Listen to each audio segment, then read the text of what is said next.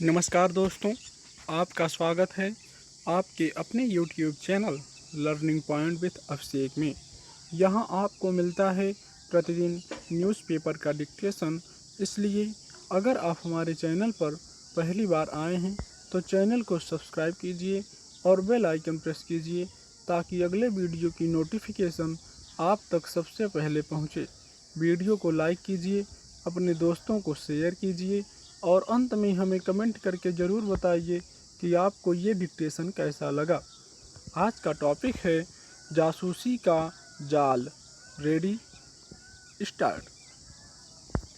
भारत में जासूसी का जाल बिछाने और यहाँ के कुछ सरकारी या फिर सैन्य प्रतिष्ठानों के अधिकारियों या कर्मचारियों को प्रलोभन देकर सुरक्षा संबंधी संवेदनशील सूचनाएं हासिल करने की पाकिस्तानी हरकतें कोई नई नहीं हैं।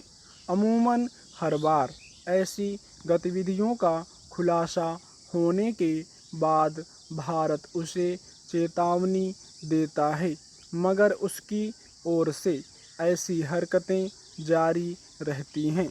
अपनी इस आदत से लाचार होने के बावजूद पाकिस्तान को यह उम्मीद रहती है कि भारत उसके मामले में रियायत बरते। सवाल है कि ऐसा कैसे और कितने दिनों तक संभव है कि कोई देश अपने पड़ोसी के घर की संवेदनशील सूचनाएं हासिल करने के लिए अवैध तौर तरीके अख्तियार करता रहे और हर बार पकड़े जाने के बावजूद उसके साथ उदारता बरती जाए। गौरतलब है कि रविवार को दिल्ली के करोल बाग में 2 संदिग्ध पाकिस्तानी अधिकारियों को पकड़ा गया, जो जासूसी का जाल बिछाकर किसी भारतीय से सेना और रेलवे की गतिविधियों के बारे में सूचनाएं हासिल करने की कोशिश कर रहे थे। ये दोनों दिल्ली स्थित पाकिस्तान उच्चायोग के वीज़ा विभाग में काम करते थे।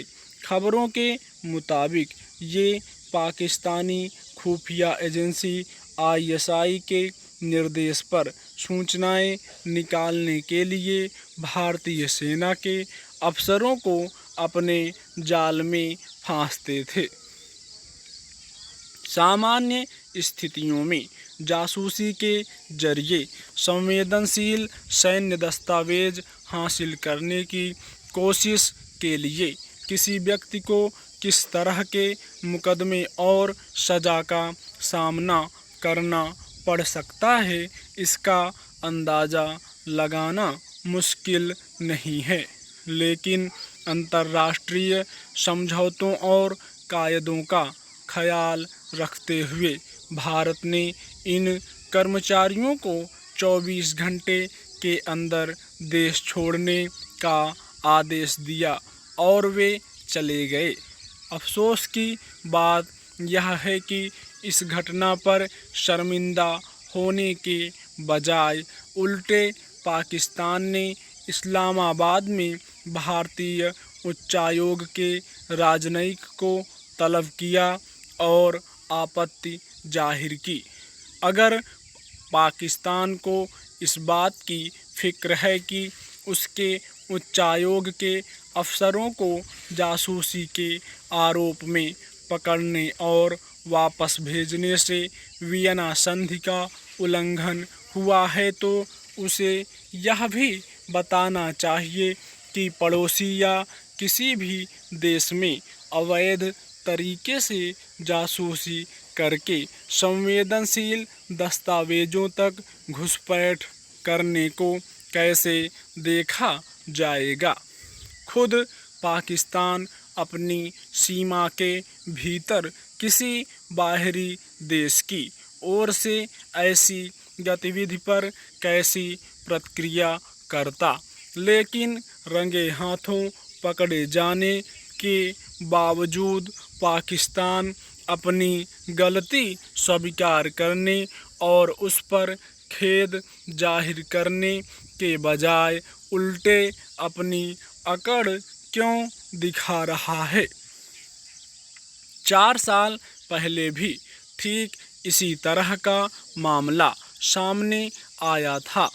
हाल के वर्षों में भारतीय सेना के कुछ जवानों को हनी ट्रैप में फंसाने और उनसे संवेदनशील सूचनाएं हासिल करने की कोशिशें भी की गई हैं, लेकिन भारत अपने सक्षम खुफिया तंत्र के बूते पाकिस्तान की हरकतों का पर्दाफाश करता रहा है। अपने आंतरिक मामलों में बेजा दखल से लेकर नाहक घुसपैठ आदि के मामलों को लेकर भारत जब भी पाकिस्तान को सबूतों के साथ कटघरे में खड़ा करता है, तब पाकिस्तान खुद को पीड़ित बताकर दुनिया के सामने पेश करने लगता है। यह एक तरह से पाकिस्तान की फितरत में शामिल हो चुका है और यही वजह है कि अब विश्व समुदाय के सामने पाकिस्तान अपनी कोई बात कहता है तब उस पर किसी देश को सहज विश्वास नहीं होता। सवाल है कि पाकिस्तान अपनी इन हरकतों से छुटकारा पाए बिना किसी अन्य देश से अच्छा दोस्त होने की उम्मीद कैसे कर सकता है। स्टॉप।